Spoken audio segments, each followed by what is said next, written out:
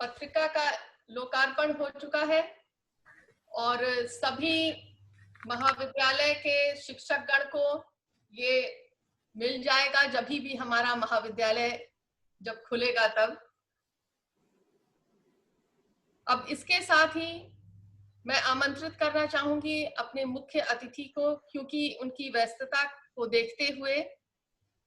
मैं मुख्य अतिथि माननीय सुशील कुमार मोदी जी से निवेदन करती हूं कि वो इस सभा का संबोधन करें तथा अपने आशीर्वचन से हमें अनुग्रहित करें। बिहार सरकार के वरिष्ठ मंत्री और मेरे मित्र सहयोगी जल संसाधन मंत्री श्री संजय झा जी, पाटलिपुत्रा विश्वविद्यालय के कुलपति डॉक्टर जायसवाल जी, एन सिन्हा कॉलेज के प्राचार्य डॉक्टर शाही जी, और आज अनुग्रह बाबू की 133वीं जयंती और एन कॉलेज के 64वें स्थापना दिवस के अवसर पर इस वेबिनार, इस वीडियो कॉन्फ्रेंस के माध्यम से जुड़े हुए तमाम शिक्षकगण, छात्रगण और अन्य मित्रों, बहन और भाइयों, आज इस सुबह माननीय मुख्यमंत्री जी ने विधानमंडल के परिसर में अनुग्रह बाबू की मूर्ति का माल्यार्पण किया और अनुग्रह बाबू के पौत्र यानी सत्येंद्र बाबू के सुपुत्र निखिल कुमार जी भी उस अवसर पर वहां उपस्थित थे और हम सब लोगों ने और अपनी पुष्पांजलि जो है उनको अर्पित करने का काम किया है। मित्रों, हम लोग एक ऐसे समय में अनुग्रह बाबू की जयंती मना रहे हैं जब देश एक ओर कोरोना संक्रमण का मुकाबला कर रहा है, वहीं दूसरी ओर पिछले 2-3 दिन पूर्व गलवान वैली में और हमारे 20 जवान और मारते मारते शहीद हो गए और आज उनमें से 5 लोगों का शव पटना कुछ देर के बाद पहुंचने वाला है और एक शहीद का दाह संस्कार अब से कुछ देर पूर्व बिहटा में संपन्न हो गया होगा। मित्रों, इस पृष्ठभूमि में और आज हम लोग अनुग्रह बाबू की जयंती मना रहे हैं। मित्रों, अनुग्रह बाबू के बारे में बिहार के लोगों को जानकारी है और कभी राजेंद्र बाबू ने कहा था कि जिस तरह से देश के अंदर पंडित नेहरू और सरदार पटेल की जोड़ी में राजनीति के लिए अपरिहार्य हो गए थे, उसी प्रकार श्री बाबू और अनुग्रह बाबू की जो जोड़ी है ये बिहार की राजनीति और बिहार की सरकार के लिए अपरिहार्य थे और बिहार के अंदर सबसे लंबे समय तक उप मुख्यमंत्री और वित्त मंत्री के नाते उन्होंने कार्यभार संभाला है। उनके कार्यकाल को बिहार हमेशा याद रखेगा, क्योंकि जो आजादी के बाद के जो प्रारंभिक वर्ष थे, खास करके प्रथम पंचवर्षीय योजना और द्वितीय पंचवर्षीय योजना प्रारंभ होते हो गई, लेकिन आज जो हम कोसी परियोजना के बारे में हम जानते हैं तो 14 जनवरी 1955 को श्री बाबू ने और पश्चिमी कोसी तटबंध का निर्माण कार्य प्रारंभ किया था। तो आज वो कोसी हो, गंडक हो, जो बड़ी बड़ी सिंचाई परियोजना है या बिहार के औद्योगिकरण की दिशा में जो काम हुआ था वो आजादी के प्रथम 10 वर्षों के अंदर ही मुख्य रूप से हुआ और अनुग्रह बाबू 57 तक जीवित थे, तो उनको भी ये श्रेय जाता है कि बिहार के विकास के अंदर उनका बहुत बड़ा योगदान रहा है। मित्रों, लोक नायक जयप्रकाश नारायण ये अनुग्रह स्मारक अध्यक्ष भी थे और बाद में 60 के दशक में अनुग्रह बाबू के नाम पर एन सिन्हा इंस्टीट्यूट की स्थापना के लिए उन्होंने धन संग्रह करने का काम किया था और 1958 में एन सिन्हा इंस्टीट्यूट का उद्घाटन डॉक्टर राजेंद्र बाबू ने उससे। मित्रों, हम अनुग्रह बाबू के बिहार के विकास में जो उनका योगदान है और पूरे देश के विकास में जो उनका योगदान है, सब स्थिति को देखकर जो संभव हो, मैंने शुरू में कहा 2 दिन पूर्व के अंदर जो चीन के सैनिकों के साथ जो मुठभेड़ हुई उसमें भारत के 20 जवान शहीद हो गए। तब अपने जवानों की शहादत को छिपाते नहीं है, हम उनको गौरवान्वित करते हैं और सम्मान के साथ उनका दाह संस्कार करते हैं। लेकिन चीन जैसे देश, इतने लोग उनके मर गए, इन आंकड़ों को कभी सार्वजनिक नहीं करते। लेकिन जो भी जानकारी मिल रही है कि चीन में भी भारत से कई गुना ज्यादा वहां के भी सैनिक और हताहत हुए हैं, वो भी जो है उस मुठभेड़ के अंदर और मारे गए हैं। तो मैं केवल आपको याद करा दूं कि 1967 में सिक्किम के अंदर चीन के साथ अंतिम मुठभेड़ हुई थी, और जिससे भारत के 88 सैनिक शहीद हो गए थे और चीन के भी 400 से ज्यादा सैनिक मारे गए थे। 1967 के बाद यह पहली घटना है जब चीन ने धोखा देने का काम किया है। कल आदरणीय प्रधानमंत्री जी ने और कड़े शब्दों में चीन को और चेतावनी दी और देश का मनोबल बढ़ाने का काम किया, और उन्होंने कहा है कि ये इन शहीदों का खून बेकार नहीं जाएगा। और उन्होंने ये भी कहा कि इन लोगों ने मरते मरते ये लोग शहीद हुए हैं। तो मित्रों, आज अनुग्रह बाबू की जयंती के अवसर पर मैं सबसे पहले अपने इन शहीदों को नमन करता हूँ, और जो संकल्प आदरणीय प्रधानमंत्री जी ने व्यक्त किया है, जो प्रकट किया है, पूरा देश उनके संकल्प के साथ खड़ा है, और हम मिलकर उस सारी परिस्थिति का और मुकाबला करेंगे। मित्रों, इस अवसर पर मैं एक बात और कहना चाहूंगा कि हमको आज के समय में एक और बात का संकल्प लेना चाहिए, जिसका उल्लेख आदरणीय प्रधानमंत्री जी ने किया था, लोकल के लिए वोकल, वोकल फॉर लोकल। यानी हमको जो देश के अंदर उत्पन्न जो उत्पाद है, जो सामग्रियां हैं या स्थानीय उत्पाद है, उनको प्रोत्साहित करना चाहिए। इसका मतलब ये कदापि नहीं कि हम विदेश में बड़ी चीजों का इस्तेमाल नहीं करें, लेकिन कहने का मतलब कि हमारे देश के जो उत्पाद हैं, जो प्रोडक्ट्स, उनको हम प्रमोट करेंगे, उनको महत्व देंगे, और हम प्रयास करेंगे सामान खरीदते समय कि अगर लोकल प्रोडक्ट अगर बेहतरीन है तो हम विदेशी प्रोडक्ट की तुलना में और भारतीय प्रोडक्ट को हम विशेष महत्व देंगे। इसलिए मित्रों, गांधी ने और केवल नमक सत्याग्रह करके और खादी और चरखे के बलबूते अंग्रेजों को भगा दिया था। इस तरह के लोग मजाक करते थे कि चरखा चलाकर और खादी से और अंग्रेज को कैसे हराया जा सकता है। लेकिन जो ब्रिटिश सरकार की जो पूरी अर्थव्यवस्था थी, वो गांधी ने ध्वस्त कर दिया। इसलिए आज वोकल फॉर लोकल का जो नारा आदरणीय प्रधानमंत्री जी ने दिया है, तो बदले हुए संदर्भ में उसकी भूमिका और ज्यादा हो गई है। मित्रों, ये जो कोरोना महामारी है, इसके बारे में ज्यादा कुछ बोलने और बताने की जरूरत नहीं है। मैं केवल इतना ही कहूंगा कि आदरणीय प्रधानमंत्री श्री नरेंद्र मोदी जी और बिहार के मुख्यमंत्री श्री नीतीश कुमार, अगर इन लोगों ने समय रहते लॉकडाउन अगर नहीं लगाया होता तो पूरे देश और बिहार के अंदर कोरोना से मरने वालों की संख्या लाखों में पहुंच गई। लेकिन आज पूरे देश के अंदर लगभग 6000 लोगों की मृत्यु हुई है,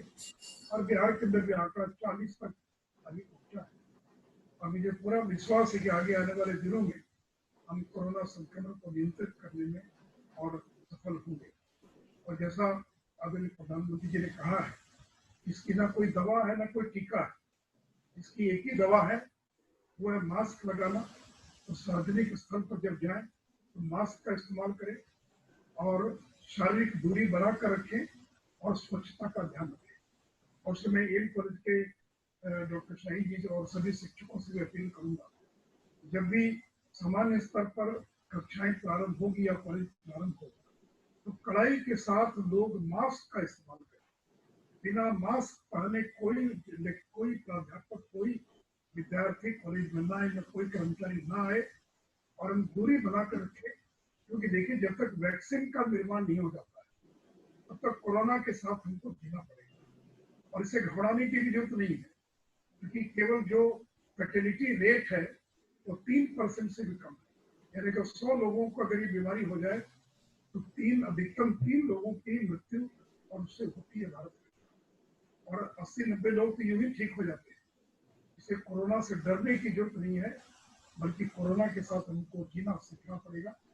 इसलिए आप सब पढ़े लिखे लोग हैं, हम लोग इन बातों का ध्यान रखेंगे। मैं 2-3 बातों को और जिक्र करना चाहूंगा। एक तो ये कि लॉकडाउन ने नए इनोवेशन, नई चीजों को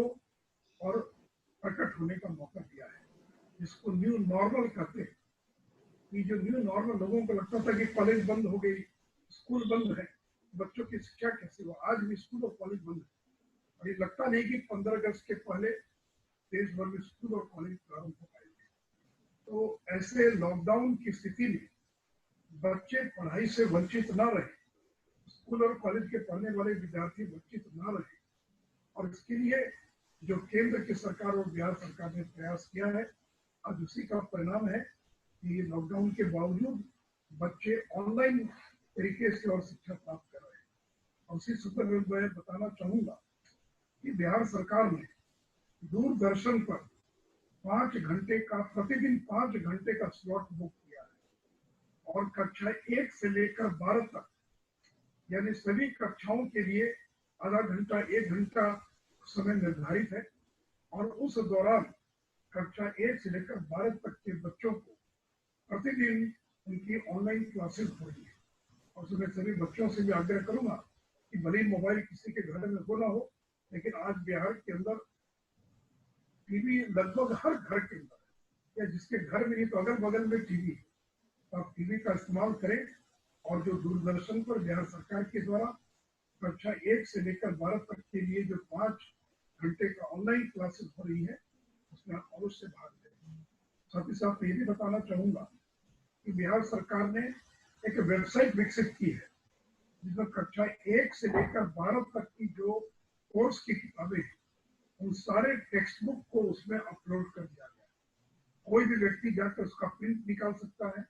नेट पर जाकर उन पुस्तकों के अलग अलग चैप्टर्स को देख सकता है, अपनी पढ़ाई कर सकता है। उसी प्रकार एक विद्या वाहिनी के नाम से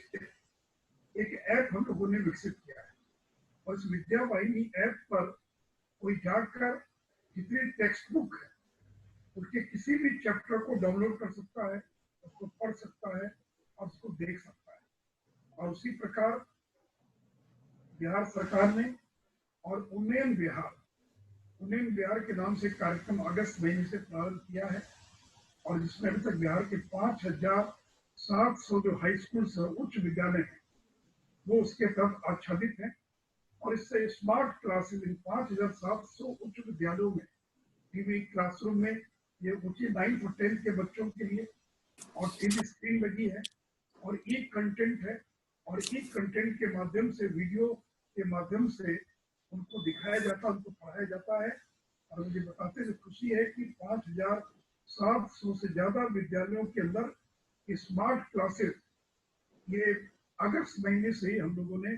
और बिहार के अंदर प्रारंभ कर दिया था। तो यानी ये जो न्यू नॉर्मल है। और उच्च शिक्षा के बारे में भी बताना चाहूंगा कि राजभवन ने पिछले दिनों जो निर्देश दिया, एक तो स्टडी मटेरियल वो अपलोड कर दिया जाए प्रत्येक विश्वविद्यालय की वेबसाइट पर, या जहाँ भी उसका लोकेशन है, तो सभी विभागों के स्टडी मटेरियल को अपलोड किया जा रहा है, लेक्चर्स अपलोड किए जा रहे हैं, और इंटरएक्टिव मोड में 2 वे कम्युनिकेशन के माध्यम से और कक्षाओं को चलाने का काम और किया जा रहा है। तो मित्रों, और मैं चाहूंगा कि लॉकडाउन कल जब समाप्त भी हो जाए, उसके बाद भी ये जो ऑनलाइन का जो कल्चर है ये बंद नहीं होना चाहिए, और बड़े पैमाने पर ऑनलाइन क्लासेस कैसे चले और नए नए प्रयोग कैसे। मुझे मालूम है कि इसमें टीचर्स को ही कठिनाई ज्यादा है, बाकी तो बच्चे हैं, कम उम्र के बच्चे हैं, उनके लिए ऑनलाइन और ये वर्चुअल चीजों का इस्तेमाल करना, ऑनलाइन और आईटी प्लेटफॉर्म का इस्तेमाल करना उनके ज्यादा आसान है। लेकिन मेरे और आप जैसे जो शिक्षक हैं वो बड़ी संख्या में, और जो 40-45 से ऊपर के लोग हैं जो अभ्यस्त नहीं है, उनको शुरू में कुछ कठिनाई होगी। लेकिन मुझे लगता है कि इस बदले हुए माहौल के अंदर और हम इसका ज्यादा से ज्यादा जो है और इस्तेमाल करें, तो क्लास जब लॉकडाउन समाप्त होगा तो कक्षाएं भी चलेंगी, लेकिन ये ऑनलाइन को और हम शक्तिशाली कैसे करें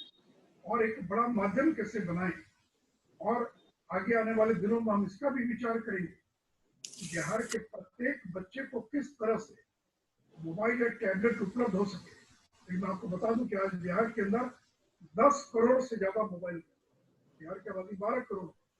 और 10 करोड़ से ज्यादा मोबाइल फोन है और इसमें 40% स्मार्टफोन्स है। और अब तो नए नए जो कंटेंट आ रहे हैं वो फीचर फोन पर भी और ऑपरेट हो सकते हैं। क्योंकि मुझे मालूम है कि मोबाइल पर पढ़ाई करना कठिन होता है, लेकिन मोबाइल का जो स्क्रीन की साइज होती है वो छोटी होती है, इसलिए टैबलेट के थोड़ा बड़ा स्क्रीन चाहिए। तो आगे आने वाले दिनों में हम इस बात का जरूर विचार करेंगे कि आप अपने बच्चों को किस तरह से और टैबलेट्स उपलब्ध करा सकें ताकि लंबे समय तक और ये जो ई कंटेंट, ये जो वर्चुअल क्लासेस, ये जो ऑनलाइन क्लासेस हैं, उसको और ज्यादा हम और प्रोत्साहित कर सकें। तो मित्रों, जब ये भारत सरकार ने जो 20 लाख करोड़ का जो पैकेज घोषित किया है, उस पैकेज में भी भारत सरकार ने technology driven learning for post Covid world के लिए टेक्नोलॉजी आधारित लर्निंग किस प्रकार हो, ये भारत सरकार ने भी विकसित किया है। और PM E Vidya, a program for multi-mode access to digital online education. This program includes e-content and QR-coded textbooks for all grades in one nation, one digital platform. और हर एक कक्षा के लिए एक एक टीवी चैनल को डेडिकेट किया जा रहा है। यानी आज एक चैनल पर और कक्षा 1 से लेकर 12 तक की कक्षाएं हो रही हैं, लेकिन कक्षा 1 से लेकर 12 तक हर क्लास के लिए एक चैनल, टीवी चैनल और डेडिकेट किया जाएगा। यानी सुबह से लेकर शाम तक उस चैनल पर केवल कक्षा 1, कक्षा 2, कक्षा 3, इसके लिए भारत सरकार ने निर्णय लिया है कि कक्षा 1 क्लास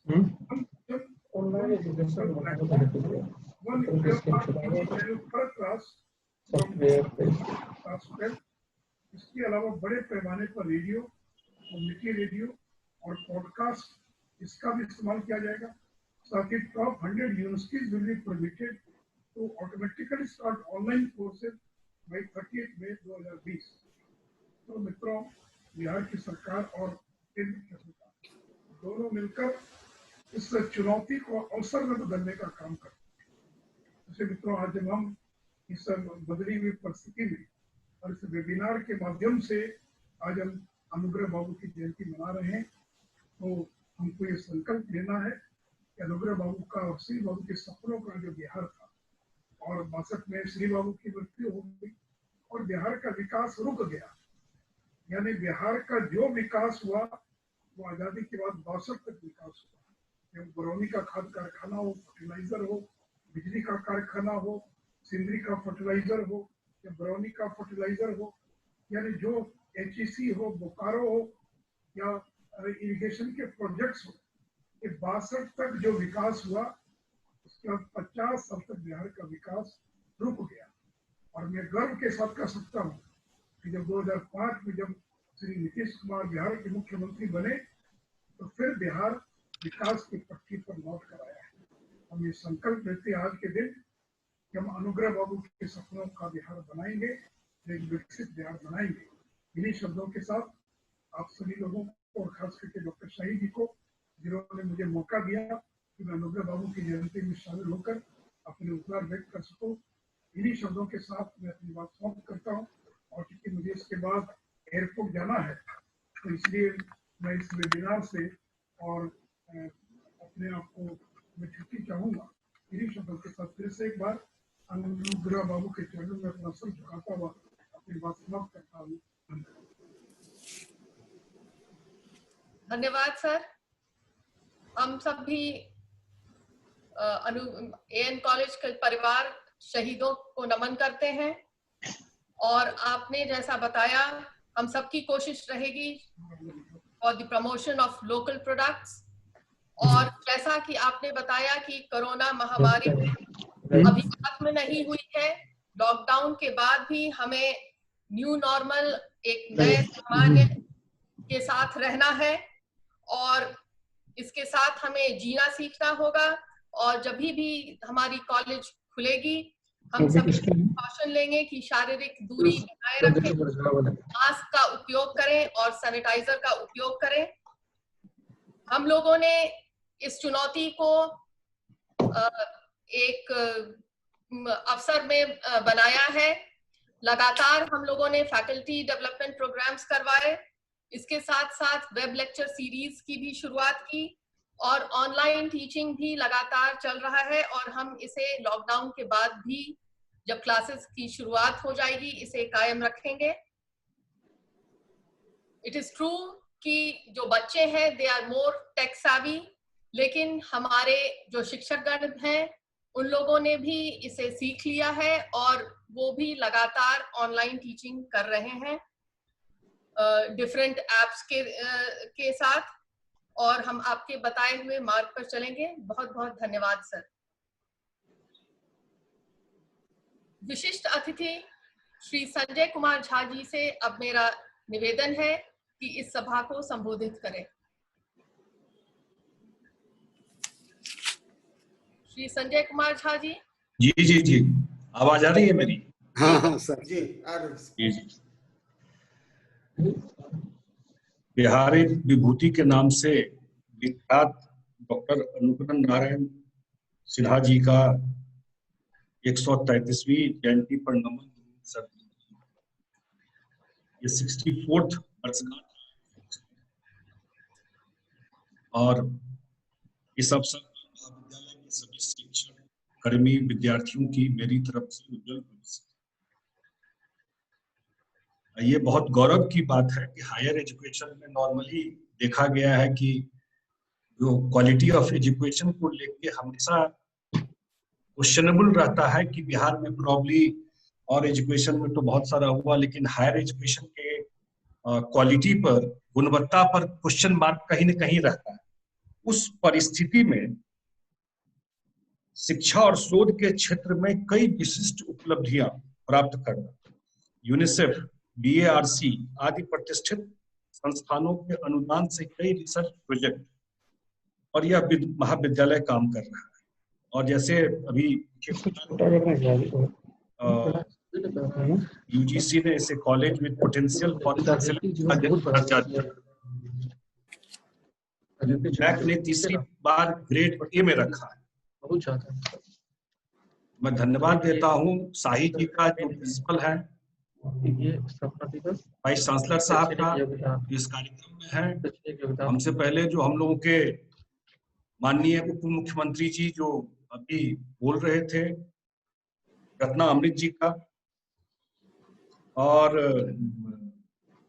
मैं बस एक दो ही तीन बातों की डिटेल में सुशील मोदी जी काफी बात रख दी है, लेकिन अभी सुशील मोदी जी बोल रहे थे प्रॉब्ली 1955 में कोसी प्रोजेक्ट योजना शुरू, और जब मैं इरिगेशन का काम अभी देखना शुरू किया तो जब मैं रिव्यू कर रहा था आज तक वो प्रोजेक्ट पूरा नहीं हुआ। एक पार्ट पूरा हुआ जो उधर सहरसा साइड का है, लेकिन इधर इस साइड का जो नॉर्थ बिहार का साइड है, और फिर चीफ मिनिस्टर ने पर्सनली इंटरेस्ट लेके अब वो प्रोजेक्ट फाइनल स्टेज में, अनुग्रह बाबू के टाइम का बीच के कालखंड में आ रहा है, इसलिए बता रहा हूँ। अब वो सेप अप कर रहा है वो प्रोजेक्ट और उसके तरफ जा रहा है। मैं देख रहा था कि 1960 वही एक कालखंड है उनका, से 2005 तक बिहार में एक भी इंजीनियरिंग कॉलेज नहीं खुला, और इस सरकार आने के बाद 38 इंजीनियरिंग कॉलेज, 44 पॉलिटेक्निक कॉलेज खुला है। मैं एजुकेशन को लेकर के बहुत सारा इनिशिएटिव इस सरकार का रहा है। मुख्यमंत्री ने किया कि जब वो आए तो जितने ड्रॉप आउट्स थे स्कूल से, वो जितने लोग स्कूल ज्वाइन किए, आज जो हम परिस्थिति देखते हैं कि जो बिजली उजली का जो हम लोग देखते हैं गाँव में, शायद ये जो कोरोना के काल में, लॉकडाउन के काल में अगर ये बिजली नहीं स्थिति रहती, ये इम्प्रूवमेंट नहीं रहता, अभी तो हम लोग रामायण भी देख रहे थे, पूरे सारे लोग हाईएस्ट व्यूअर था उसका, अभी बिजली नहीं रहती तो कैसी परिस्थिति, जो एक स्ट्रेस का काल था, ये सारा चीज कहीं न कहीं ये ग्राउंड में कुछ चीजें बदली थी, उसका एक लाभ मिला है। खास करके मैं कॉलेज को इसलिए भी धन्यवाद देता हूँ कि साइंटिफिक माइंड स्टडी जो मैं देख रहा था लास्ट टाइम मैं जब गया था कॉलेज में, साहिब जी बुलाए थे, और उस समय जब मुझे जानकारी मिली कि ग्राउंड वाटर के काम को लेकर के इन सब कामों में ऑलरेडी कॉलेज ने कितना सारा इनिशिएटिव लिया है, तो नॉर्मली मैं इतना प्रैक्टिस नहीं देखता हूँ। सुशील मोदी जी गए, जो आप बता रहे थे, जो प्रिंसिपल है कि कैसे हरित आवरण है, जो ग्रीन कवर है, उसको बढ़ाने का जो सरकार कोशिश कर रही है, और 9 अगस्त को 2,51,00,000 पेड़ लगाने का योजना है सरकार। ये सारा एक्सपेंशन जो हुआ उस समय भी मैं देखता हूँ कि काफी रोल कॉलेज का रहा है। मैं बस 2 चीज को एड्रेस करके तो मैं देख रहा था जो अभी परिस्थिति बनी, और इतने बड़े स्केल में ये फेज तो हम लोग कभी सोचे नहीं थे कि ये फेज, मुझे नहीं ध्यान आता है कभी हिस्ट्री में, कभी इतिहास में, कोई भी हजारों साल का जब भी हम लोग कुछ पढ़ते हैं, ये ध्यान नहीं आता है कभी दुनिया लॉकडाउन हो गया। एक कोई पार्ट कभी हुआ, स्पेनिश फ्लू आया, कहीं कुछ आया, एक पार्ट हुआ, पूरा का पूरा दुनिया लॉकडाउन हो गया। हम लोग के लाइफ टाइम में ये स्थिति देख रहे हैं, गुजरे हम लोग इस सब, और उस परिस्थिति में जब बिहार में इतनी बड़ी संख्या में माइग्रेंट लेबर आया, न्यू नॉर्मल की बात हो रही। अब ये जरूर एक चैलेंज स्टेट के लिए भी है कि ये जो इतने बड़ी संख्या में लेबर आए हैं, और आज चीफ मिनिस्टर का भी जब जो कल प्रधानमंत्री के कार्यक्रम में बोल रहे थे, और उन्होंने कहा कि 100 एकड़, प्रॉब्ली 100 एकड़, 1000 एकड़ जमीन बिहार सरकार देगी कि कोई इंडस्ट्री आकर के लगाए। मैं चर्चा इसलिए कर रहा हूँ कि जब वो आए हैं वो लेबर, और स्किल मैपिंग शुरू हुई उनका बड़े स्केल पर, और स्किल मैपिंग शुरू हुई तो उसका डेटा बेस बन गया है तो किस किस फील्ड में काम करते थे। अब जब डेटा बेस बन गया उनका, और सरकार भी इंटरेस्टेड है कि इन्वेस्टमेंट ला करके उसी जिसमें उनका स्किलिंग है उसी एरिया में उनको उनके लिए अपॉर्चुनिटी क्रिएट किया जाए, ये एक बड़ा इनिशिएटिव है। एक बैकग्राउंड इस सरकार ने बना दिया। सबसे बड़ी बात थी कानून व्यवस्था की, लॉ एंड ऑर्डर की। जब कानून व्यवस्था व्यवस्थित हो गया, कनेक्टिविटी इंप्रूव हो गया कि कहीं से भी आप कहीं पहुंच सकते हैं 5 घंटे या 6 घंटा, पावर सिचुएशन इंप्रूव हो गया, तो अगला जंप निश्चित रूप से इंडस्ट्री और इन्वेस्टमेंट का ही है। एक बात जरूर लगता है कि जब इस सरकार के कार्यकाल आने के बाद, मैं एग्जैक्ट मुझे ध्यान नहीं आता, लेकिन मुझे लगता है शायद एवरेज हर एक साल डबल डिजिट ग्रोथ रहा है बिहार। ये अनप्रेसिडेंटेड है। 10%, 11% जीडीपी बिहार का रहा है। इसका मतलब ट्रेड इकोनॉमी में काफी मूवमेंट रहा है। लेकिन जब इन्वेस्टमेंट की बात है, ये मेरा पर्सनल एक्सपीरियंस है, मेरे पॉलिटिक्स के इसको थोड़ा सा अलग करके देखिए, तो यहाँ के जो बिजनेस के लोग हैं, कभी मुझे लगा नहीं कि उनका कोई बहुत टेम्परामेंट बिहार में कोई उद्योग लगाने में। ये बड़ा अजीब लगता है, क्योंकि ऐसा नहीं कि रेवेन्यू नहीं रहा। अगर 11% जीडीपी का ग्रोथ था इस स्टेट में, इसका मतलब पैसा यहाँ ट्रेड में आ रहा था। इतना बड़ा साइकिल योजना चला, लेकिन मैं कहीं ना कहीं देखता हूं कि यहाँ जो बिजनेस में भी लोग हैं, उनका स्वभाव प्रोबेबली, मैं इसको तो मैं एक्सप्लेन नहीं कर सकता हूँ क्यों, लेकिन कभी वो टेम्परामेंट नहीं आया कि आगे बढ़ करके जो कोई अगर law and order right place पे है, अगर कनेक्टिविटी राइट प्लेस पे है, अगर पावर सिचुएशन राइट प्लेस पे है, अगर यहाँ स्किल्ड लेबर भी राइट प्लेस पे है, इंडस्ट्रियल पॉलिसी भी सरकार का कुछ ना कुछ है, इन्वेस्टमेंट क्यों नहीं आ रहा? ये तो एक तो हमारे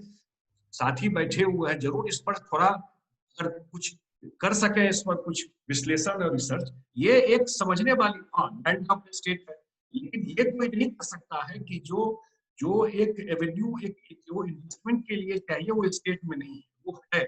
और मैंने कहा डबल डिजिट ग्रोथ साल दर साल बिहार का होता है, तो रिकॉर्ड की बात है। मैं ऐसे बोल के चला जाऊंगा तब तो मान लीजिए, जो रिकॉर्ड की बात है, इसका मतलब लोगों का इनकम रहा लेकिन इंटरप्रेन्योरशिप नहीं आया यहाँ के जो बिजनेसमैन है। तो जो यंग लोग हैं उनके लिए भी एक, मेरे ख्याल से एक ये है, और जरूर उनमें इम्बाइब करना चाहिए कि इंटरप्रेन्योरशिप नहीं लाते हैं आप, उद्योग इन्वेस्टमेंट या इंडस्ट्री नहीं आती है, तो एक लॉन्ग टर्म जो गोल है, अगर आज मैं देखा कि लेदर में, टेक्सटाइल मैन्युफैक्चरिंग में,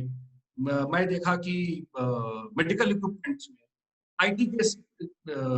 गुड़गांव में बैठ करके लोग दुनिया भर में बात करता है कि पटना में क्यों नहीं पॉसिबल है, ये बिल्कुल पॉसिबल है, यही बिहार के बच्चे जाके करते हैं। इतना पूरा लॉकडाउन में एक ही बात उठता रहा कि कोटा की बात उठती, ये विचार नहीं है हम सब के लिए, मैं भी उसका पार्ट हूँ। कोटा की बात, कोटा कब से नालंदा हो गया भाई? कोटा इतना बड़ा एजुकेशन का हब हो गया, जो कोचिंग के लिए लोग जाते हैं, ऐसा तो कुछ लास्ट 10-15-20 साल का ये और पूरा कहानी यही था कि कोटा से बच्चे नहीं आ रहे हैं। तब पता चला कितने सारे बच्चे जा करके वहां रह करके पढ़ाई करते हैं। ये कुछ चैलेंजेज है जो मेरे ख्याल से, चाहे एजुकेशन से रिलेटेड हो, चाहे इन्वेस्टमेंट इन, और मेरा इस पर जरूर क्वेश्चन है कि जो व्यापार करते हैं बिहार में, उन्होंने शायद कभी भी अपना माइंड यहाँ इन्वेस्टमेंट करने में नहीं किया। मुझे लगता है कि जो सोशल काम भी है, शायद उनका उतना कभी फोकस मैं नहीं देखता हूँ कि चैरिटी के काम भी में भी यहाँ के जो बिजनेस में लोग लगे रहते हैं, उनका कोई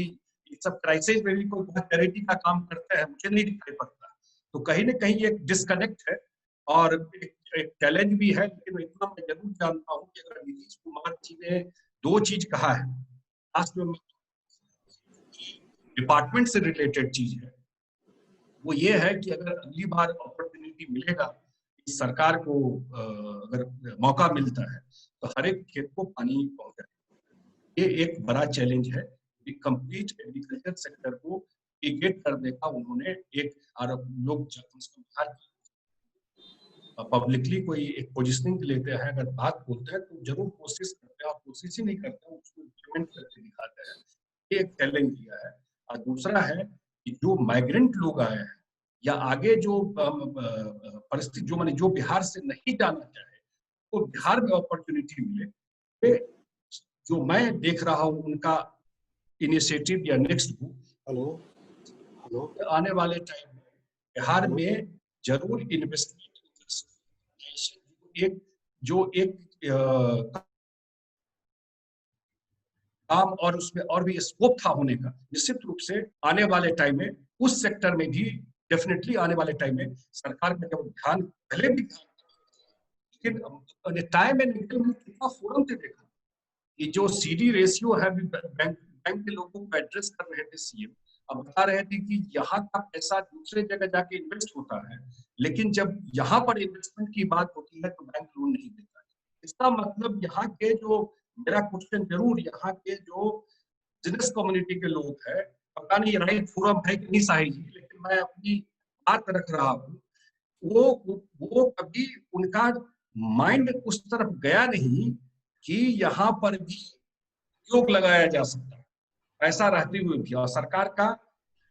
पॉलिसी भी इन प्लेस है। अब मैंने बताया आपको कि इतनी बड़ी संख्या में लड़कियों को साइकिल दिया जा रहा है, इतना साइकिल का यहाँ डिमांड है, साइकिल का इंडस्ट्री भी नहीं लगा हर बार नीतीश कुमार जी के कहने के बावजूद। इसका मतलब उनका ध्यान या संभव वो उसमें उनका बहुत इंटरेस्ट नहीं रहा है इसमें। तो यही अपेक्षा करता हूँ शायद इस न्यू नॉर्मल में एक चीज जो खास करके जो स्टूडेंट है और यंग जिनका आगे फ्यूचर है और करियर है, बिहार में वो सारी स्थिति मौजूद है कि बिहार में ही अपॉर्चुनिटी क्रिएट हो एम्प्लॉयमेंट को लेकर। और आने वाले टाइम में जब ये सारा ग्राउंड पे चीजें तैयार है, जो नेक्स्ट जंप बिहार को लेना है वो इन्वेस्टमेंट और इंडस्ट्री में है। और जो सरकार का इनिशिएटिव चल रहा है, निश्चित रूप से आने वाले टाइम में वो सिस्टम इन प्लेस रहेगा और लोगों को अपॉर्चुनिटी, और जो हमारे माइग्रेंट्स लोग आए हैं उनको अपॉर्चुनिटी इसी बिहार में। मैं इन्हीं बातों के साथ अपनी बात समाप्त करते हुए, और क्योंकि हम लोगों को जाना है, जो बता रहे थे एयरपोर्ट, मैं धन्यवाद देता हूँ हाँ जी को भी कि मुझे इस कार्यक्रम में बुलाया, और बहुत बहुत धन्यवाद। बहुत बहुत धन्यवाद श्री संजय कुमार झा जी। आपने हम लोगों को बताया कि किस प्रकार इस कोरोना महामारी में जो श्रमिक भाई जो यहाँ आए हैं, 30 लाख से ज्यादा आए हैं, अभी भी श्रमिक ट्रेन्स आ ही रही हैं और स्किल मैपिंग का काम चल रहा है और इससे एक डेटाबेस तैयार किया गया है जिससे हम पता लगा सकते हैं कि किस किस प्रोफेशंस में वो स्किल्ड हैं, जैसे मेसन्स होंगे, कारपेंटर्स होंगे इत्यादि, तो उनको जॉब दी जा सके और वो वापस नहीं जाएं और बिहार में ही रहें। इसके अलावा आपने बताया कि जो हमारी जीडीपी है वो डबल डिजिट में है, approximately 11%. So MBA students and economic students, they can do a research on this कि investment क्यों कम है बिहार में when the GDP is so high. और जैसा कि हमारे उप मुख्यमंत्री ने भी बताया था, आपने भी बताया कि we have to live with this new normal और इस new normal में हमें सतर्कता बरतनी है, मास्क का उपयोग करना है, सैनिटाइजर का उपयोग करना है, फिजिकल डिस्टेंसिंग रखनी है and so many students came from Kota और इतने सारे स्टूडेंट्स वहां पढ़ते हैं, ये भी हमें इस कोरोना महामारी के समय पता चला। तो ये इतने लोग जो बाहर जा रहे हैं उनको हम कोशिश करके बिहार में ही रख सकते हैं क्योंकि बिजली की व्यवस्था भी काफी कुछ व्यवस्थित हो चुकी है, ग्रामीण क्षेत्रों में भी काफी समय तक बिजली रहता है और जो ऑनलाइन स्टडी की शुरुआत हमने की है उसे हम कायम रखेंगे इस नए नॉर्मल के सिचुएशन में। तो थैंक यू वेरी मच। अब मैं अपने माननीय कुलपति पाटलिपुत्र विश्वविद्यालय के प्रोफेसर GCR जायसवाल जी से निवेदन करूंगी कि अध्यक्षीय भाषण प्रस्तुत करें।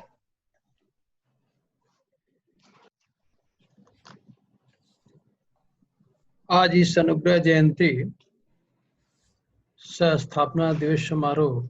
कार्यक्रम के आज के मुख्य अतिथि बिहार सरकार के सुशील कुमार मोदी जी, जो बिहार सरकार के डिप्टी CM हैं,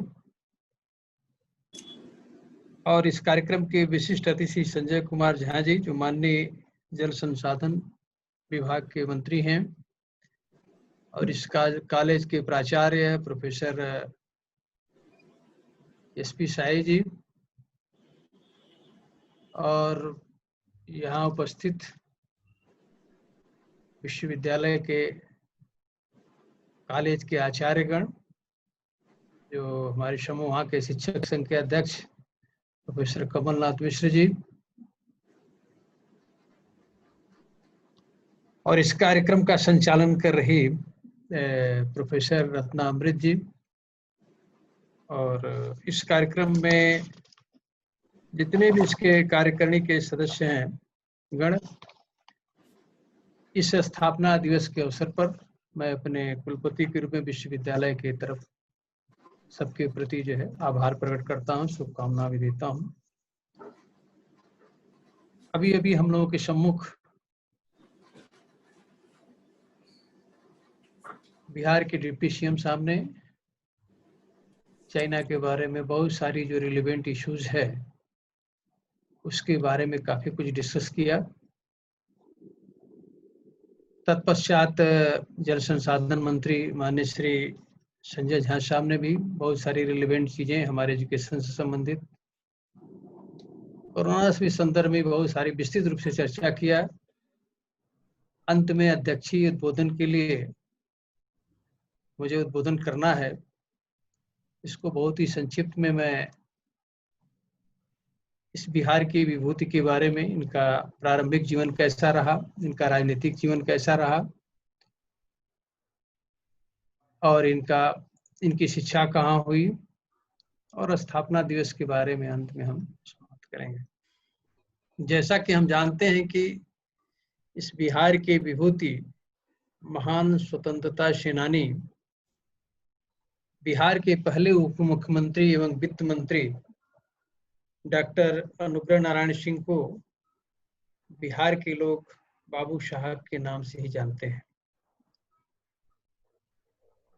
औरंगाबाद जिले के पोइया नामक गांव में इनका जन्म 18 जून 1887 को हुआ था। इनके पिता ठाकुर विश्वेश्वर दयाल सिंह अपने क्षेत्र के एक सम्मानी व्यक्ति थे। इन्होंने 1900 में औरंगाबाद मिडिल हाई स्कूल से इनका नामांकन हुआ और 1904 में गया जिला स्कूल से इन्होंने मैट्रिक की परीक्षा पास कर तत्पश्चात 1908 में पटना कॉलेज में इन्होंने दाखिला लिया। जिस समय ये पटना आए थे उस समय देश के कई मशहूर लोगों के हृदय में गुलामी की वेदना का अनुभव होने लगा था। हमारा देश स्वतंत्र नहीं था, तो तमाम इस तरह के लोग इस दिशा में चिंतन मनन करते कि किस तरह से हमको आजादी प्राप्त करें। गुलामी की जंजीर से जकड़ी हुई मानवता का चित्कार सुनाई इन्हें पड़ने लगा और इन्होंने उस जंजीर को तोड़ने के लिए अत्यंत व्याकुल हुए और इस दिशा में तत्पर भी हो गए।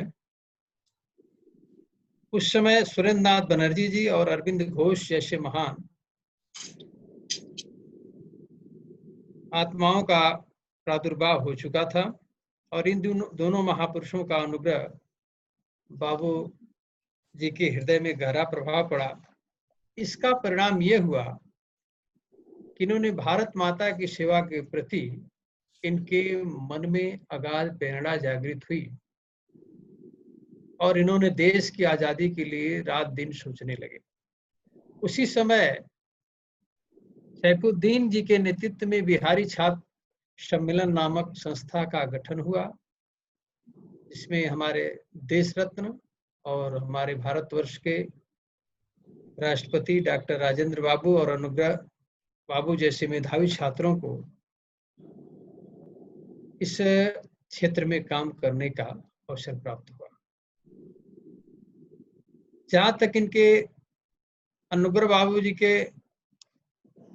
आधुनिक बिहार के निर्माता में से एक रहे हैं और इनका राजनीतिक जीवन भी इन्होंने अंग्रेजों के विरुद्ध चंपारण से अपना सत्याग्रह आंदोलन शुरू किया और महात्मा गांधी जी के नेतृत्व में और डॉक्टर राजेंद्र बाबू के नेतृत्व में इन्होंने राजनीतिक जीवन की शुरुआत की और देश के उन गिने चुने सर्वाधिक लोकप्रिय नेताओं में से एक थे। इन्होंने अपने छात्र जीवन से लेकर अंतिम दिनों तक राष्ट्र की सेवा और समाज के लिए समर्पित कर दिया। जैसा कि हम जानते हैं कि अनुग्रह बाबू पेशे से एक प्रखर अधिवक्ता भी थे। वकालत करते हुए अभी 1 साल भी नहीं गुजरा था कि चंपारण में नील की खेती को लेकर किसानों का आंदोलन शुरू हुआ। इन किसानों की तबाही का समाचार जब उन्होंने महात्मा गांधी जी से सुना तो वे विचलित हो गए और इस घटना से उनके जीवन की धारा ही बदल गई। मुजफ्फरपुर और कमिश्नर के विरोध में गांधी जी चंपारण गए और अत्याचारों की जांच शुरू हो गई। चंपारण के किसानों का आंदोलन करीब 45 दिनों तक चला,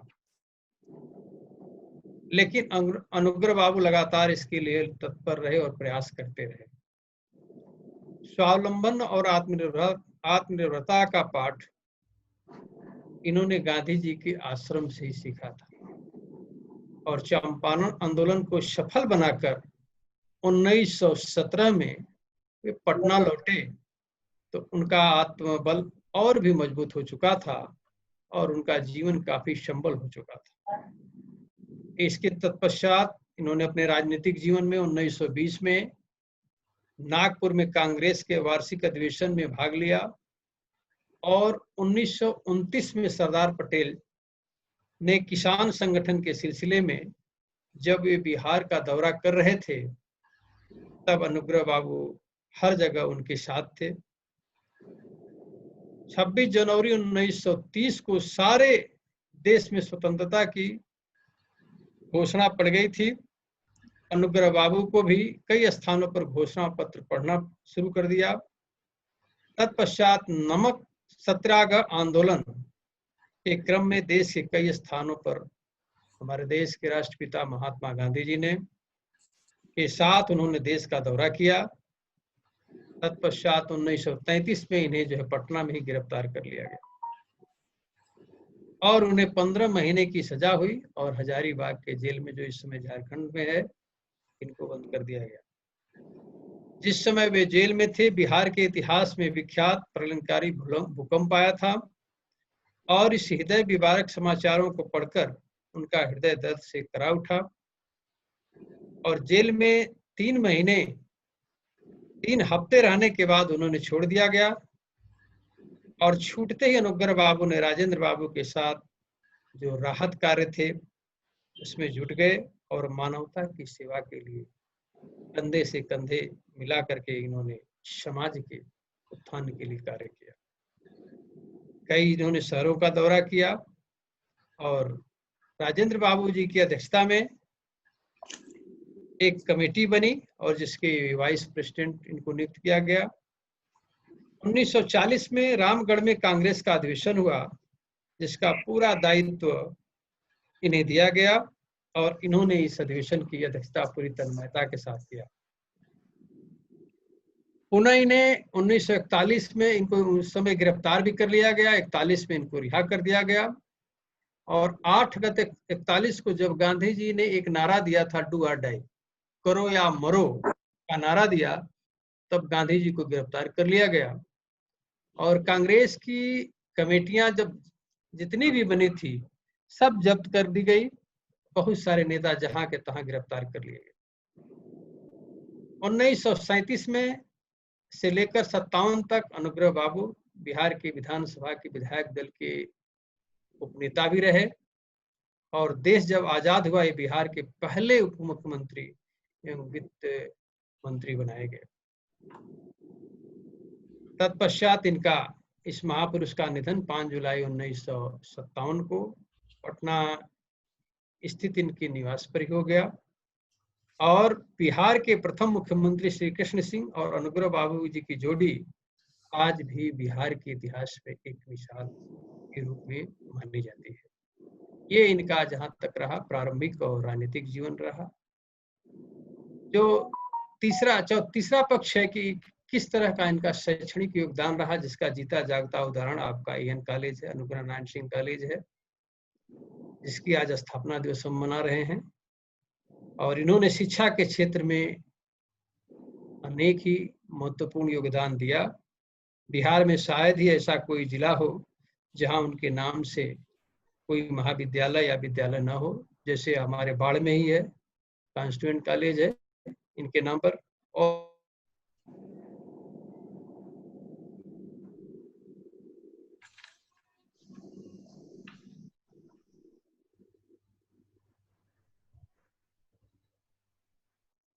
अनुग्रह नारायण सिंह जो कॉलेज है जिसको नेक के द्वारा दिया गया है, हम उम्मीद करते हैं कि जिस तरह की कार्यविधि, जिस तरह के यहाँ शिक्षक, जिस तरह के कर्मचारी, जिस तरह के यहाँ पर प्राचार्य, पूरी जो टीम इंडिया की तरह लगन के साथ, निष्ठा के साथ कोई भी कार्य करते हैं, आने वाले दिनों में ये कॉलेज जो है A++ इसको प्राप्त होगा। इसी तरह से और आज हमको ये कहने में कोई भी परेशानी नहीं है, दिक्कत भी नहीं है और मैं बड़े ही गर्व के साथ और प्रसन्नता के साथ ये जाहिर कर रहा हूँ कि अपने 2.25 साल के करियर में जब भी मैं एन कॉलेज के बारे में जानना चाहा, वहाँ बहुत अच्छे प्राचार्य हैं, काफ़ी हर विषय में मैं देखता हूँ, पठन पाठन का माहौल हो, अनुशासन की बात हो। अभी एक हमारा जो विश्वविद्यालय का तरंग ऐसा कार्यक्रम था,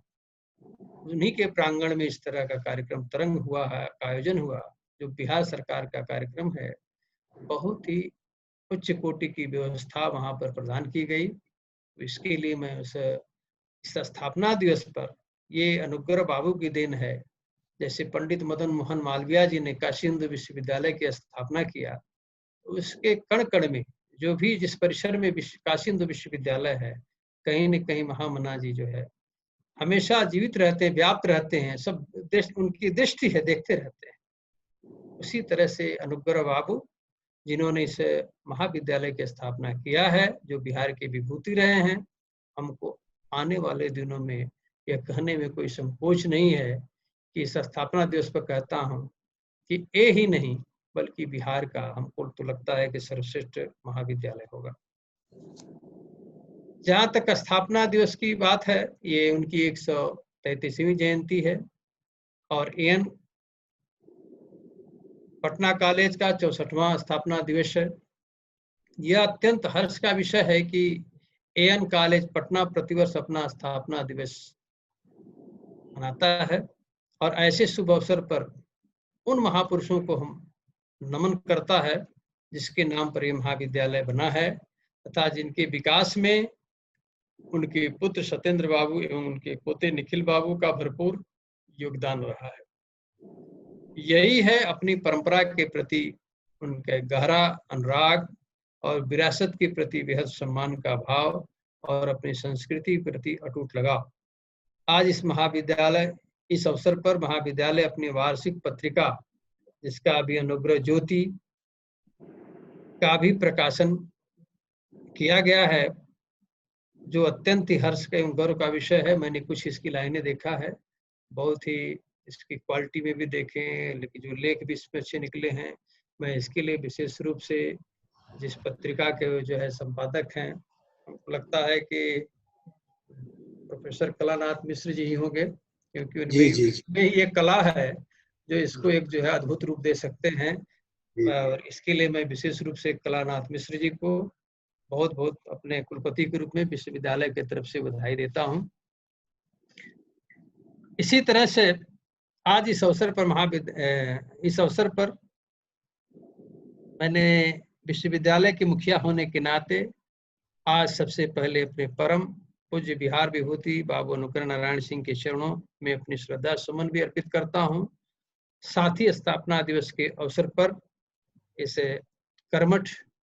योग्य प्रधानाचार्य प्रोफेसर एसपी शाही और जितने भी यहाँ के सुयोग्य प्राध्यापक, आचार्य, उपाचार्य, शिक्षक बंधुओं, शिक्षकेतर बंधुओं ने इस कार्यक्रम को संचालन करने वाली प्रोफेसर रत्ना अमृत जी को मैं हृदय से साधुवाद देता हूं और मैं उम्मीद करता हूं कि आने वाले दिनों में जिस तरह की भी कोई गतिविधियां, अभी 2 दिन पहले ही एक वेबिनार भी हुआ था चरित्र निर्माण और समग्र विकास पर, भी परसों ही हुआ था, बहुत ही उच्च कोटि का इनका ऑर्गेनाइजेशन रहा, जो भी संचालन रहा, जो कार्यकारिणी के सदस्य रहे, समय से हुआ, समय से समाप्त हुआ। तो हमेशा मैंने देखा है कि कहीं न हमेशा कुछ न कुछ, चाहे कोई कल्चरल प्रोग्राम हो या खेल कूद प्रतियोगिता हो, चाहे शैक्षणिक कार्यक्रम हो। अभी एक जो राष्ट्रीय शैक्षणिक सामाजिक विज्ञान परिषद का 1 साल पहले राष्ट्रीय अधिवेशन किया गया, वो भी उल्लेखनीय एक सेमिनार था। तो निसंदेह हम उम्मीद करते हैं कि यहाँ के जो शिक्षक हैं, कर्मचारी हैं, बिना अनुशासन के संभव नहीं है। कहीं न कहीं इनमें कोऑर्डिनेशन है, सामंजस्य है, एकरूपता है, तभी किसी कॉलेज का, संस्था का, देश का, विश्वविद्यालय का ही विकास होता है। इन्हीं शब्दों के साथ